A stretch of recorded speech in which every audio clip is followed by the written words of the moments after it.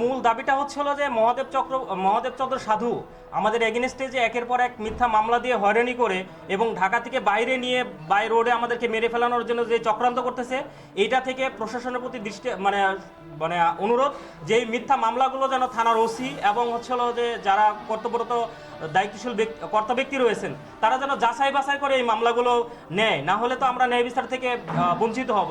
এবং আমাদের যে মামলা চলমান আছে, যেহেতু এটা কোর্টের ব্যাপার, কোর্টের বিষয়টা আমি হচ্ছিল যে কোর্টের প্রতি শ্রদ্ধা রেখেই যে কোর্ট যে রায় দিবে আমার এগেনস্টে আমি সেটাই মেনে নিব। যদি প্রমাণে আমি হচ্ছিল যে মানে যেটা যেহেতু অলরেডি থানার আইও আমাদের ঘটনার সততা যাচাই করে চার্জশিট দিয়েছে, আমরা আশা করছি যে ন্যায় বিচার পাবো।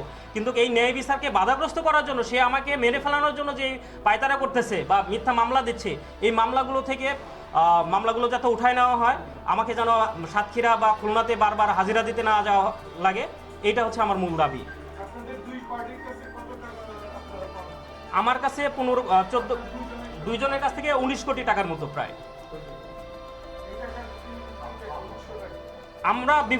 আমরা আবার বিভিন্ন কোম্পানির কাছ থেকে মাল নিতাম। এইভাবে আমরা নিতাম মসুর ডাল, তারপরে ডাবলি, সরিষা, এরপর আপনার ভুট্টা, চিনি, তেল, মানে আমরা ডিও বিক্রি করতাম। ডিও এক হাত থেকে নিয়ে আর এক হাতে বিক্রি করে দিতাম।